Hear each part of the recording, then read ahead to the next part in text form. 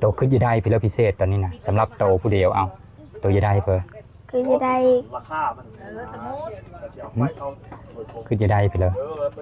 เราจะได้ในใจนี่แต่ว่าโอ้ยมันไม่ได้เฮามีเงินดอกแบบนี้นะจะได้คือหมู่เด้นี่นะตอนนี้มีผู้ใหญ่ใจดีเพิ่นอันเลอะเจ้าแล้วนะเลอะว่าสิซอยขอบโคเจ้าแล้วเจ้าต้องการเป็นเรื่องแบบสำคัญตอนนี้นะ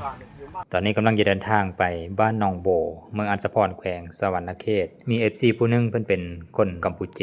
แล้วเพิ่นไปอยู่ออสเตรเลียได้30 ปีแล้วล่ะเพิ่นเล่าให้ฟังวันนี้เราเพิ่นว่าเพิ่นมีจุดประสงค์ว่าสิซอยคนทุกข์ยากสัก1ครอบครัวมีบ่อยู่แถวใกล้บ้านเจ้าคอยก็เลยโพสต์ลงเฟซว่าแล้วล่ะมีแต่บ้านน้องเดินมีน้องฮิปแน่น้องโบแน่แจ้งเข้ามาว่าครอบครัวนี้ทุกข์ยากกระมู่ก็เลยได้ไปซอยครอบครัวนี้ที่จริงก็มีหลายเคสอยู่ที่เขาแจ้งเข้ามาแต่ละบ้านนะหลังจากหน้าหรือพระอาจารย์หน้าเจ้าอาวาสวัดธาตุดอกแก้วเพิ่นหูข่าวก็เลยได้เอาเคิงที่เพิ่นมีอยู่ในวัดนี้ไปซอยแล้วก็ผู้ใหญ่ใจดีเพิ่นนี้เพิ่นก็ให้ซอยเบื้องต้นก่อน1 ล้านกีบสิเอาไปซื้อข้าวแล้วก็เคิงที่จำเป็นเล็กๆน้อยๆหั่นละไปติดตามเบิ่งนำเดียวเด้อตอนนี้เราประเดี๋ยวแวะมาซื้อข้าวกระสอบนึงตะกี้เราว่ามีเอาฮอดกระสอบบัดนี้ย่าเพิ่นซอยอีก350,000ก็เลยเอาเป็นกระสอบนึงเสนี่ภายในงบล้านนึงฮั่นเยอะไปซื้อแนวอื่นนำนะน้องพัดแซดมาว่าน้องเขาขาดเกี่ยวกับแฟบสบู่ซื้อขนมแน่ซื้อนมนำตอนนี้ล่ะแวะมาหารสะดวกซื้อมาซื้อเครื่องจำเป็นน้องๆเขางบในงบล้านนึงนึงกันเหลืออยู่650,000 กีบ650,000 กีบขันท่าเลอจากตัวนี้กะสิไปมอบให้เพิ่นบางทีอีเมเพิ่นจะใช้แนวจำเป็นกับหลานๆเพิ่นในเบื้องต้นกับเพิ่นกะเอาซ้ำนี้ก่อนว่าเพิ่นโอนมาเมื่ออื่นยังเว้าเดี๋ยวไม่ตอนนี้เพิ่นมีทันโอนมาเพิ่นเฮอออกก่อนดีแต่ย่าเพิ่นมานำละเพิ่นซอยน้ำอี350,000ก็เลย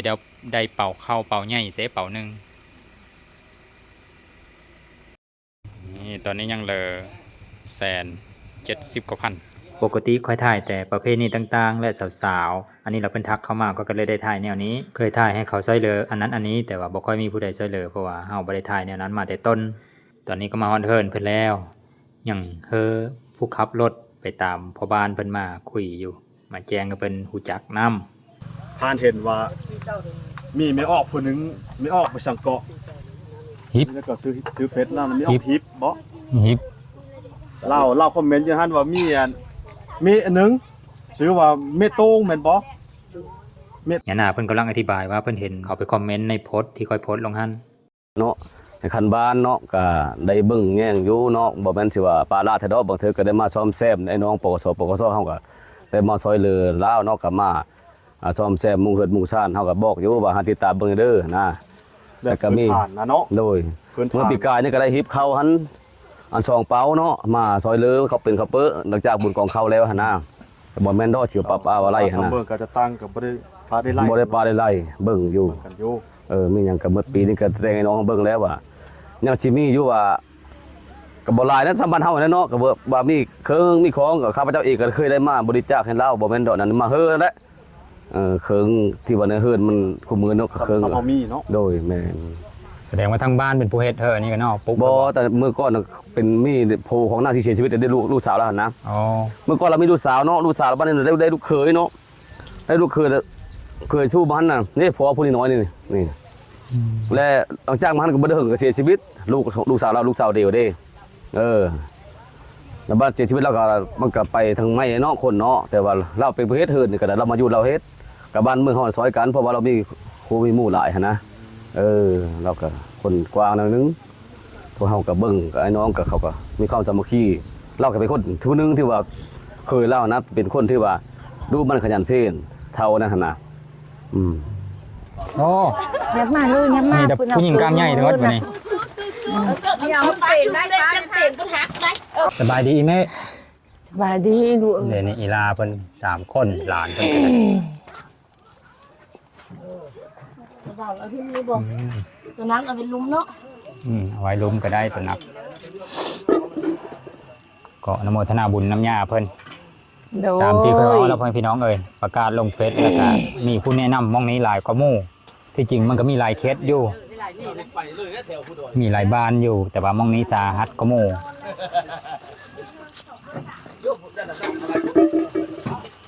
มาแล้วยังสอบถามเพิ่นไว้นะเอาเพิ่งอันนี้คู่เพิ่นลงมาก่อนพระอาจารย์เพิ่นละเพิ่นซอย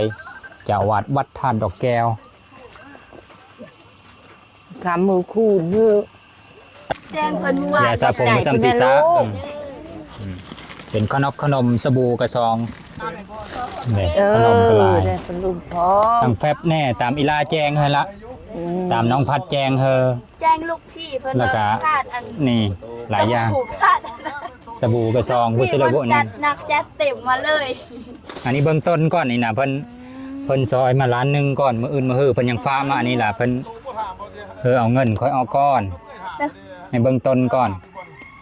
มามื้อนี้น่ะมี2ทั้งอัญญาเพิ่นแน่แล้วก็ของ FC เพิ่นเล็กๆน้อยๆเต่าเข้านั้นเข้ากระสอบหนึงนั่นก็ญาเพิ่นสมทบนํแต่เก่าล่ะมีฮอดกระสอบสำได้เข้าก็ได้นะ3คนอีลาเพิ่นก็หลานเพิ่นก็3คน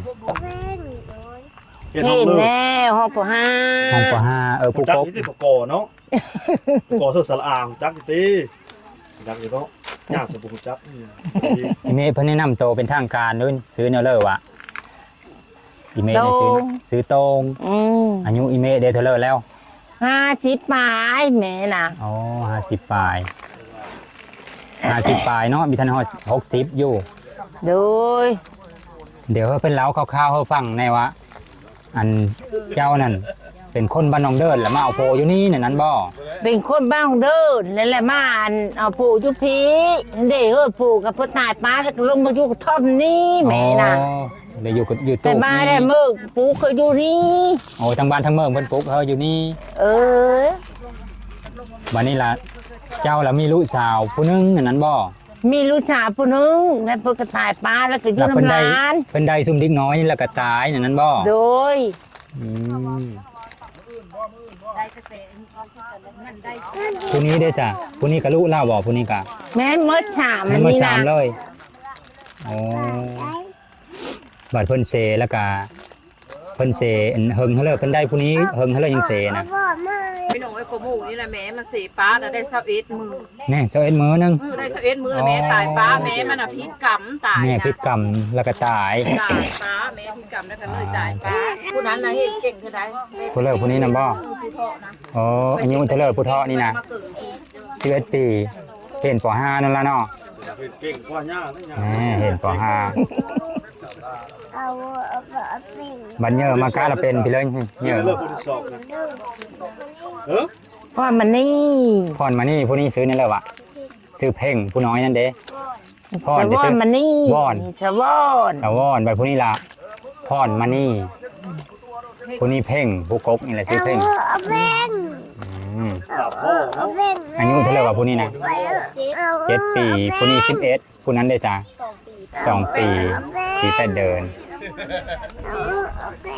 อันนี้เราก็ไม่พี่น้องเลยเพิ่น ห ละ ลานอื่นอ่ะ ลูกสาวเพิ่นเสแล้วก็ อืม ภาระต่างๆก็ตกอยู่ที่เพิ่นเลยตกอยู่ในอีเมะนี่อีเมะก็ได้เห็นให้เห็นหน้าอยู่บ่อายุสำนี้ล่ะ มีหายมีหน้าเลยลูก มี เอ้ย บ่ แม่น่ะ มีหายบ่มีหน้าเลย บ่ อืมบัดหาอยู่หากินเนอะเลยสับผู้เลยเฮ้อหรือว่าเจ้าไปหาเนอะเลย แป้งแล้วมาป้อนกิน ฮะเฮ็ดเพราะว่า กูกระปูกระแป้งอะมัน อ๋อ ตรงหน้า พุทธ นี่แหละ ปู มาป้ หา อน กิ กิ น น ตามธรรมชาติแล้วก็มาสู่ลานกิน หยาบลูกไม้ออกกับหาลูกไม้กันนี้แหละไปนะ อ๋อผู้น้อยผู้เยอะก็หมู่นี่ โดย เบิ่งเนี่ยพ่อแม่พี่น้องผู้เลิกก็เป็นตาฮัก เวลาเขาก็ได้ แต่ว่ามีพอมีแม้เลย พ่อแม่กับพ่อกับเพื่อนไปหาแม่ไม้ อ๋อ เพื่อนไป แม่ ดูน้ำลูกน้ำแม่เพิ่ม แม่เพิ่นเสแล้วก็ปกติของผู้ชายพ่อแม่พี่น้องเอ้ยเพิ่นก็ไปมีแม่ไม้ก็มีหวาเพิ่นเนาะอยู่สิเลอก็ต้องแบบนั้นอยู่แล้วเจ้าก็เล้งเพิ่นก็กุ้มจุดนี้เนาะเจ้ามีให้มีหน้ากะ เก่งหรือเจ้ากะ น้ำบ้านน้ำเมืองนี่แล้ว โอ้ทั้งบ้านทั้งเมืองซอยน้ โดย ำเป็นข้าวเป็นพิเลนี่กับข้าวซอยบ่หรือว่าเจ้าไปหาเองไปหาในเลิก เพิ่นซอย เพิ่นซอย ซอยเขา บ้านเมืองเพิ่นซอยมาเลยค่ะนึ่งกิน อืม ล่างกับไปหาคู่กระปูกระแป้งน้ำมันนี้มาแล้วก็ป้นกิน แน่ ยามลูกไม้ออกก็มาไปหาลูกไม้มา แกกินก็มันนั่นแหละที่จูกินนะ โอ้ได้ย้อนแล้วเนาะอีลานี่กะ น้องเพ่งนี่ได้ย้อนแล้วอายุ11 ปีนี่ ต่อไปก็ เชื่อลูกไม่เอา ได้ดูแลทั้งน้องดูแลทั้งแม่แล้วต่อไปแล้วเนาะตอนนี้เรายังเห็นป .5 อยู่หันก็เป็นนักเห็นเก่งนำเด้อพ่อแม่พี่น้องอีลาก็จะเห็นสูงๆอยู่บ่คือจะเห็นอยู่กะละคือจะเป็นพิรบัญเยอมาคือไว้ตอนนี้นะ อยู่ไปไทย อย่าไปไทย เฮ็ดงานอยู่ไทย อย่าเห็นห้างอยู่ไทย คิดว่าจะเป็นแพทย์เป็นหมอจะเป็นครูอาจารย์นี่จะเป็นบ่ คือจะเป็น ฮะ คือจะเป็น อ๋อคือจะเป็นอยู่ โดย แต่ว่าคือคิดจะไปไทยจ้ะคันถ้าว่าเห็นจบล่ะมันเป็นนั่นเลยวะ เป็นจะเป็นหมอจะเป็นแพทย์แล้วก็จังไปเฮ็ดอยู่ไทยแล้วไปเฮ็ดเวทอยู่ไทย เอาเป็นแพทย์เป็นหมอ โดย แล้วก็จะไปเฮ็ดงานอยู่ไทย โดย ไปเฮ็ดงานอยู่ไทยกาลาไปเฮ็ดเวะพี่เลอที่คิดไว้ เฮ็ดอาหาร อาหาร โดย ไซเฮอหลานไปห้องเฮนนี่เลยสะผู้เลอเฮอ มีแล้วมีแต่อันนี้แหละตามเพชรตามหอพอได้ไปโรงเรียนมันน่ะละ อ๋อเขามีเพาะเฮ็ดเพาะหยังละอีลาไปซอยเขาแล้วเขาแบ่งเงินให้นี่เวลา โดย ได้เขาให้เท่าไรจ้ะเดือนหนึงเท่าไรรายได้ตัวน่ะ 70 แต่ละครั้งนะบ่โอ้แต่ละครั้งนี่ภายในจักมือยังได้170,000นี่ มื้อนึงมันก็ได้50 40 อ๋อบัดตัวไปห้องเฮนเด้ใช้จ่ายจักพัน มันเลือกกลับไปเมื่อ5,000นึงนี่บัดที่เหลือนี่ก็เอาเฮอเมไว้บ่เฮอเมซื้อแนวอยู่แนวกินเนาะบ่เมพี่เลอแน่ที่ขาดเคินที่จำเป็นต้องใช้จ่ายแบบว่าจำเป็นกับครอบครัวเจ้าตอนนี้หั่นนะตอนนี้มีผู้ใหญ่ใจดีเพิ่นอันเลอะเจ้าแล้วหั่นนะเลอะว่าสิซอยครอบครัวเจ้าแล้ว เจ้าต้องการเป็นเรื่องแบบสำคัญตอนนี้นะ น้ำจ้าง น้ำสร้าง โดย มีน้ำบ่น้ำใช้มีตอนนี้นะ จัก โอเคเดี๋ยวถามเฮ้ยจ้ะเดี๋ยวสิเสนอเฮ้ย ครั ผู้ บจะได้ไฟนี่แหละจูนลายนะตายน้ำเขานะ ไฟก็ยังไม่ได้เฮาเนาะ โดย ไฟฟ้าก็ยังไม่ได้เฮาแต่เฮิร์นนี่โอเคแล้วเนาะสำนี้ได้แล้วบ่ จะได้ฝ่าเฮิรนนี่แหละ จะได้ฟ้าเฮิร์นน้ โดย ำพื้นเฮิร์นได้จ้ะ บุญเฮิรนก็จะได้คือการแม่นะเบิ่งมันลุบมันลบหมาแล้วนี่นะลูกแม่นะ เพิ่นเอาไม้ไผ่มาซับนี่เพิ่นเอาผ้าเฮ็ดสาวผู้ไทยสมเอาเอิ้นเอาผ้าเฮ็ด ฟ้านี่แล้วเฮ็ดนะแหน่เพื่อบ่กินตะกร้อน ตอนนี้เฮ้ยลาเพิ่นพาขึ้นเบิ่งเฮิร์นก่อนว่ามันเป็นอะไรแน่ค่อยก็เห็นคลิปน้องพัดดูว่าอีลาสาวผู้ไทยมาถ่ายเฮาเบิ่งก่อนแล้วมีไฟอยู่ซะนี่มีปลั๊กไฟอยู่มันยำฮ้อนก็เสียบพัดลมได้เด้อนี่ย่าหน้าหรือว่าพระอาจารย์หน้าเจ้าอาวาสวัดท่าดอกแก้วเพิ่นเอามาเฮ้ยตัวหนึงแล้วพัดลมก็ฮ้อนขนาดบ่ล่ะยำอันนั้นน่ะยำฮ้อนขนาดบ่ โดย โตขึ้นจะได้พิเศษพิเศษตอนนี้นะสำหรับโตผู้เดียวเอาโตจะได้เพิ่น คือจะได้ คือจะได้ไปเลยเราจะได้ในใจนี่แต่ว่าโอ้ยมันไม่ได้เฮามีเงินดอกแบบนี้นะจะได้คือหมู่เด้นี่นะกา จะ จะ เห็ ได้ นคือหมู่ หึ จะเห็นคือหมู่ โอ้อย่าเห็น โดย อย่าเห็นสูง โดย ฮอนมอเลอร์กะว่า ฮอนหมอด4ก็ได้ อ๋ออยากให้มีผู้อื่นสนับสนุนในการศึกษา ให้จบมัธยมต้นผมให้พี่น้องเอ้ยนี่ละเฮินน้องก็เป็นแบบนี้นี่มีแต่เอาฟ้าไม้ถึงมดนอนละนอ โดย กลางคืนนี่คือละหนาวขนาดเวลา บ่ได้หนาวปะเลยก็ย่ำหนาวและหนาว นี่ยามหนาวละหนาวขนาดผ้าเด้ผ้าห่มผ้าไปเลยก็มีครบบ่ มีแต่บ่ได้ครบปะเลย อืมคันเอาไปถ่ายในพวกได้บ่ถ่ายเบิ่งบนนอน ขายได้ อ๋อ โยมฮับครับที่ เดิน เฮา บ เป็น นนอนมันก็ประมาณนี้ แม่ได้ย่าเองก็ แต่ว่าเสื้อผ้ากะญาหน้าพระอาจารย์หน้าเพิ่นเอามาเฮอล่ะ โดย วันนี้ก็ได้ห่มอุ่นๆแหละคันถ้ามันหนาวเพราะว่าเดือน3นี่ก็ยังมีทันหมดได้ความหนาวน่ะ ฮอดซ้ำนี้แหละยอมรับสมันทุกเปลือก นี่เฮินเพิ่นก็น้อยๆพอดีอยู่4คน กายทุกกายโอ้ซ้ำทุกเจอความทุกข์ยากลำบาก มีปลั๊กไฟอยู่ ทุกกาย ไฟดอกหนึง ก่อนคนได้ยุ่งนะครับเราเจอ บัดน้ำกินได้ซะล่ะไปตักอยู่ซิเลอ ตักอยู่หน้า มีบ่อนตักอยู่บ่ โดย น้ำน่ะมีต้องซื้อแสดงว่าเนาะ โดย น้ำใสเด้อซะ น้ำใสไปห้ามเอาอยู่พุ่น ไปขอน้ำเขาบ่ โดย เขาน่ะมีน้ำบาดาลบ่หรือนั่นเลยเขาสูบบ่หรือเขาใดขึ้นมา ใด นี่ไก่ถ้าบ่บ่อนตัวไปหาบนะ พวกห้ามเพิ่นไปอีกหลังหนึง ไก่เติบซะเนาะ โดย เหมยขนาดบ่หาบมากะ บ่ได้เมยไปเลย อืมเห็นไม่เท่าแต่ว่าจะได้อันน้ำซางบ่ โดย ตัวละบิได้ไปหาบไก่เนาะ โดย บัดน้ำอาบห้องน้ำพี่เลยนี่ก็มีบ่ พอ นี่บัดอย่าไปถ่ายไปพี่เลยก็ขอห้องน้ำนำเขาบ่หรือว่าไปป้า ไปผู้ไปห้องน้ ห้องน้ำอันบ่อนตัวไปตักน้ำนั่นบ่ ำโดย น้องเพ่งอายุ11 ปีผมพี่น้องเอ้ยบัดนี้ล่ะอันผู้ใหญ่เจอดีเพิ่นล่ะเป็นคนกัมพูเจอยู่ประเทศกัมพูเจแล้วเพิ่นไปอยู่พุ่นเมืองนอกพุ่นน่ะไปอยู่ประเทศออสเตรเลียบัดนี้ล่ะเพิ่นซอยเพิ่นเลิกครอบครัวซุมโตแล้วตัวดีเจอรถเด้อบัดนี้ โด เด้อย เพิ่นละซอยตัวแล้วบัดนี้นะ โดย แต่เพิ่นละซอยซ้ำเลิกก็ถ้าเบิ่งไปนำเดียวหั่นละ โดย บางทีมีแน่เพิ่นเบิ่งคลิปแล้วเพิ่นละเอาซุมโตเป็นลูกบุญธรรมเพิ่นหรือแนวเลิกก็แล้วแต่เพิ่นหั่นนะ โดย แต่ว่าดีเจอน้ำโตเพิ่นเลิกครอบครัวซุมโตแล้วตอนนี้ก็เงินที่เพิ่นว่าล้านหนึงเฮาออกก่อนล้านหนึงก็ยังเหลือประมาณนี้พ่อพี่น้องคันถ้าว่าพระอาจารย์หน้าเพิ่นมีอ้อซอย300,000กว่าซื้อข้าวสารขนาดยังบ่ได้เลยซ้ำนี้ได้ อันนี้ยังเหลือซ้ำนี้นี่ก็ได้มอบสิได้มอบให้เพิ่นโอ้เพิ่นเพิ่มเฮ้ยสาธุสาธุ 173 1,800 2,800 โอ้เป็น280,000บัดนี้สาธุสาธุขออนุโมทนาญาเพิ่นนะ 8บ่300,000 โอ้300,000บัดนี้ตัวขอมอบเฮ้ยแม่ เฮ็ เพิ่น ดเด้อเสือตัวจะเป็นเสือเกิดบ่คิดแตงนู่ เอาแล้ว380,000นะครับแม่เพิ่นอ่ะ สาธุน้ำพะโล้ทะลุเด้อก็ได้มี อันนี้พระอาจารย์หน้าเพิ่นแน่แล้วก็เงินเลยจาก FC อันแน่อันนี้นะเบื้องต้นแต่ซื้อเพิ่นยังมีท่านโอนมาแม่เอ้ย โด เงิน ย นะบัดเพิ่นโอนมานี่สิเสนอที่ว่าแม่ว่าจะได้พี่ละวะ น้ำจ้า ทำสร้างบาดาล กับจะได้ไฟเอาเฮ้ จะได้ไฟเฮาเฮิรนน้ำแล้วก็จะได้ฟ้าเฮิรนน้ำ ทั้งหูทั้งปืนน้ำมันนี่แหละแม่จะได้นะลูก ฟ้าเฮิรนเพิ่นก็เอาไม้เฮ็ดเอาใบตองแอมแบบนี้บัดลมมากก็คือลมแล้วเฮาง่ายนี่ แอมเอานะบ้านฝุ่นบ้านล่มมือจุกนี้นะคะแม่นั่นตูมันพาเป้พูละพูนแล้วก็ลงมานางผิงไฟอยู่นี่ มันหนาวนั่น มีหอยยิ้มแล้วพี่น้องมีผู้มาซอยมีหอยยิ้มแล้วตอนนี้ เจ้าอยู่ตัวนี้น่ะเลยถ้าว่ามาเลย นี่ดินล่าวดินนี่ก็ได้เพิ่นว่าต้องการซักน้ำซางนะเห็นญาติพี่น้องเพิ่นว่าต้องถามเขาก่อนเจ้าของดินก่อนว่า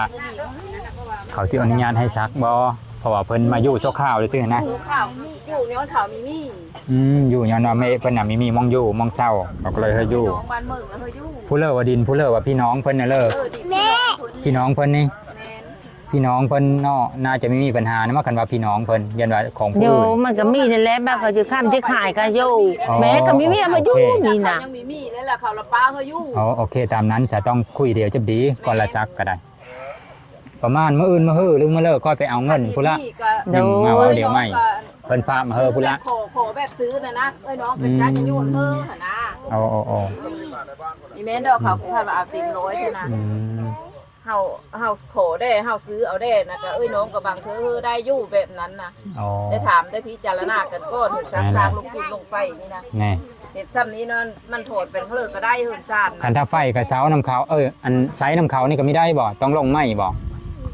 โย เขาต่อ แม่ สาย ถึง มา จะ ละ ได้นั่นแหละนี่พระเจ้านะมันแต่บ้านเนาะ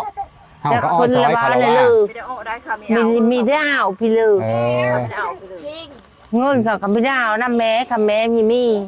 อันนั้นเห็นนะ แน่ กับไอ้นี่ เดี๋ยวให้เพิ่นสำรวจเบิ่งก่อนว่าเคิงที่อันพระอาจารย์หน้าเพิ่นเอามาเฮินน่ะเป็นแต่ไซได้บ่ บ่ได้บ่ายซ้ำ โกดเบิ่งเฮาแน่ว่าพอดีกับน้องๆเขาว่าหรืออีเมะเพิ่นบ่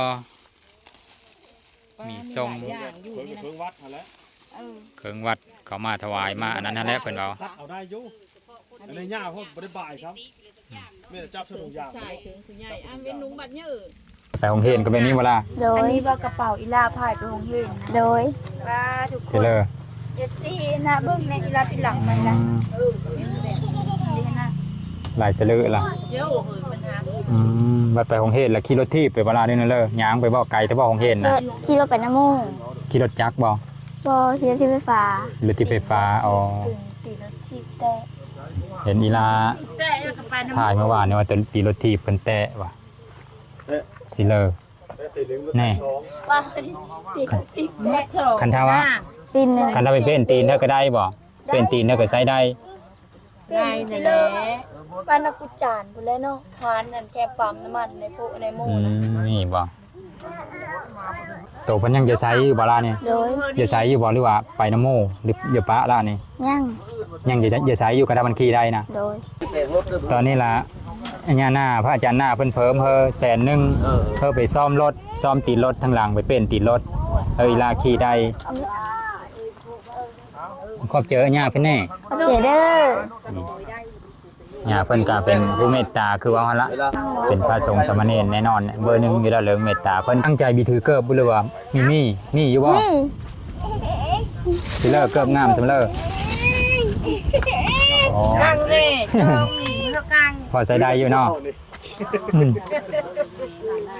เฮ้ยลาพาไปเบิ่งบ่อนอาบน้ำอาบในก่อนนะอยู่หมองเลอบ่อนอาบน้ำห้องน้ำน่ะใครอยู่มีห้องน้ำอยู่น่ะห้องน้ำน่ะอ้าวบ่แม่นพี่บ่ล่ะอันนี้บ่ห้องน้ำตัวน่ะ โดย บ่แม่นอันนั้นบ่ บ่ อันเขาอันนั้นน่ะ โดย บัดยามน้ำก็อาบนี่ โดย อ๋อ อาบน้ำยี่ผู้ อ๋อต้องไปตักน้ำอยู่เฮิรนเขามานี่ โดย เฮ็ดแล้วเลิกไปเอาน้ำน่ะ หาบสักครู่ อ๋อต้องหาบเสื้อคูมาแล้วก็เทาะซะนี่มันเต็ม โดย แล้วก็อาบ มีแม่นเนาะอีลาเอาอยู่เนี่ยเนาะอีลาไปอีเฮิรนหนึงอีบ่อีลาไปขอบ่ล่ะอีนี่บ่น้ำนะเฮิรนเพ้ออันนี้นะ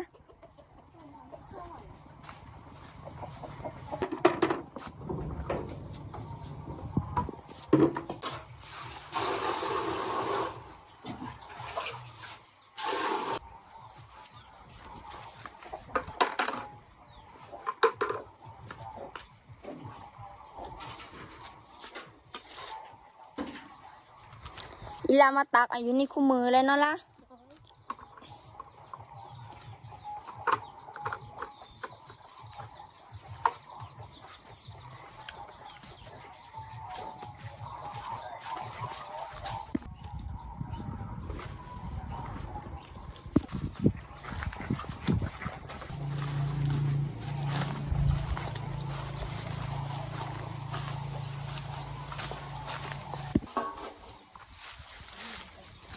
อีลามาตักจนเต็มเวลาแต่ละมื้อนะ โอ้ยเสืออีตนอีลาเด้บ่สบู่ที่เดอีลาเด้$2 บ่มีแต่แปรงสีฟัน มีแต่หมองนี้บ่ อันนี้บ่ โดย เป็นอีลาปลูกพักเอาน้ำมิซิลมโฮดพัก ไปเอาหาบสักครู่ โอ้ได้หาบมาแต่ผู้ โดย ผู้พักก็ได้ ไปหามาเนาะ โดย อันนี้กะน้องพัดบอกว่าน้องเขาขาดพี่เลยแน่เบื้องต้นก็ได้ซื้อมาเฮอหมดแล้วล่ะตอนนี้นะเป็นสบู่แฟบแล้วก็พี่เลยอีว่ายาสระผมตัวเอานะ แป๊บยาซักผมยาสีฟันเลย ตอนนี้กะไซส์เป็นลายเดินเติบอยู่ยังหมดสบู่ก็ได้ซื้อมา2โซบผู้ มื้อเช้านี่ก็หาหน้าเฮิรนนะเขาก็บริจาคให้อีกตอนเฮาออกมานะ โอ้คนเริ่มหูจักหลายแล้วบ่อึดแต่ผู้ซอยรับบัดนี้นะ สาธุ ดีเจอน้ำเด้อล่ะเด้อดีเจอน้ำ โด เด้อล่ะ ย ไปอันนั้นเฮ็ดน้องเว้าน่ะไม่แม่นน้องเว้าดอกเอ้ยเฮาเว้าว่าน้องนับไปวันเสาร์อาทิตย์แล้วก็เป็นต่ำคือ ไปตำเฮ็ดโอ้ รับจ้างหาเงิน เขาเพาะเฮ็ดขายนะ มาซื้ออันนั้นนะซื้ออันแป้งโน่ซื้อไปแล้วก็แป้งเทศนะ แน่ยังแป้งโน่ไม่ได้ซื้อมาเฮอธนาก่อนแป้งโน่เกิดมาควิดพอนี่บ่ โดย มื้อเช้านี่ก็อีเมลมาว่าเฮาทานกินป่นกับปูอ่ะนี่แป้งโน่เมิดอ่ะเป็นว่า โอเคแล้วขอบเจอน้ำน้องพัดน้ำเด้อที่ สาธุ ที่แนะนำมา อันเห็นอัน ว่ามีพี่เลยแน่ขาดเกิน สาธุนะ นี่เขาทางหลังนี่ล่ะเป็นฝานี่เนาะฝาจับดีเนี่ยทางหลังล่ะทางข้างกับด้านหน้าล่ะบ่ดีซำนี้ได้อนี่ประมาณนี้บัดทางข้าง ตอนนี้ลักก็คือยังได้น้ำกับไฟเพิ่นเนาะกับฝาเฮิรนนี้เป็นฝาเฮิรนให้เป็นฝากระแตะหรือฝาไม้ตาดนี่ก็สิดีกว่านี้ แต่พื้นมันก็เหมาะกัดแล้วมันเดาะแล้วนะ คันว่าแล้วก็คันมีผู้สร้างเขาหมดหลังนี่เป็นเฮิรนไม่กว่านี้ก็แห้งดี แต่ว่าตัวเพิ่นเว้าเขาฟังว่าเพิ่นจะได้ตัวหลักๆก่อนนะเรื่องน้ำอาบนี่ละน้ำใสน้ำอาบนี่ละอีละน้อยก็ได้จองแล้วกับผู้นางเวิร์นอยู่คนนี้ก็ได้ มันเหมือนอยู่เลย ดีใจและได้จองไปโรงเรียนละอันสุคนนี่ไปโรงเรียนมันบ่แม่ลานน้อยนะเท่าผู้ ไป เลิกเนี่ย หมดอันนี้น่ะน้อยนั่นน่ะไม่ได้ไป อ๋อผู้นั้นยังน้อยโพดยังไม่ทันได้ไปผู้นั้นล่ะ โด เว้าอีกเทื่อนึงก่อนละปิดคลิปก็ได้คือบัดนี้ล่ะเพิ่นเลิกครอบครัวเจ้าแล้วเพิ่นล่ะเป็นคนกัมพูชาหรือว่าเป็นคนกัมพูเจกันแบบลาวเขาก็ได้เพิ่นล่ะไปอยู่ต่างประเทศเพิ่น30 ปีแล้วล่ะเพิ่นเคยเห็นความทุกข์ยากเคยผ่านความทุกข์ยากเพิ่นก็เลยจะซอยปกติเพิ่นซอยประเทศอินเดียแล้วก็ประเทศกัมพูชาประเทศเพิ่นเองนำบัดนี้ล่ะเพิ่นติดต่อมาหาคอยว่าเพิ่นอย่าซอยมีบ่คนทุกข์ยากอยู่ไกลเฮือนเจ้าอยู่ไกลบ้านเจ้าคอยก็เลยประกาศลงเฟซ โด ว่าเฮิรนผู้เลยเนี่ยทุกข์ยากอีหลีก็ลาเขาก็เลยแนะนำครอบครัวเจ้าแต่มีหลายบ้านอยู่ดอกที่เขาก็ว่าทุกข์อีหลีรอนะแต่ว่าเห็นเขาแนะนำมองนี้หลายกว่าก็เลยเพิ่นพิจารณามองนี้ก็เลยมาถ่ายให้เพิ่นเบิ่งก่อนมานี่ล่ะเอาคลิปลงนี่ล่ะเพิ่นเห็นเพิ่นก็สิติดต่อมันแล้วเพิ่นละซอยเทาเลิกอะแล้วแต่บุญเฮาเนาะ โอ้ย เพิ่นเอาปอกเข้าขึ้นไว้เฮิรนทางพบาลไปแน่ผู้ขับรถแน่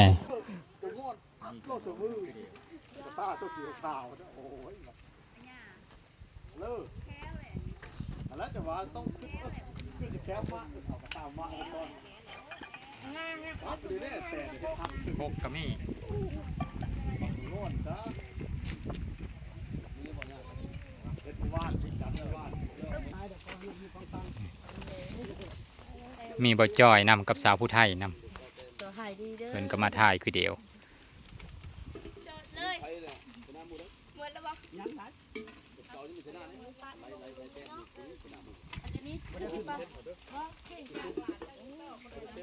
กา